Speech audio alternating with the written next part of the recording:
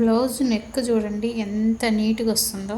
ఇక్కడ ఒట్టిగా ఇట్లా అంటే చాలు, ఎందుకంటే క్రాస్ పీస్ కాబట్టి చూడండి, ఇట్లా అంటే చాలు, ఏం కష్టపడి చేయక్కర్లేదు. అది మనం స్టిచ్చింగ్ చేయడంలోనే ఉంటుందన్నమాట.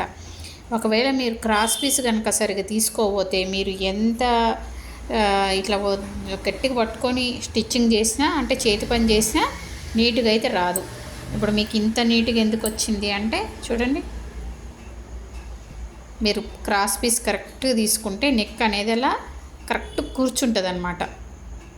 అదే క్రాస్ పీస్ సరిగ్గా తీసుకోకపోతే ఈ మూలలు తిరిగే దగ్గర ఇక్కడ రౌండ్ తిరుగుతుంది కదా, రౌండ్ తిరిగే దగ్గర తొందరగా ఊడిపోద్ది నెక్ అనేది.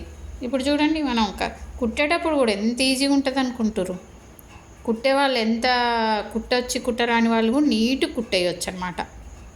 మనం నెక్ అనేది కరెక్ట్గా వేస్తే ఉట్టిగా ఇట్లా అంటేనే చాలు, ఇట్లా మడత పడుతుంది అనమాట.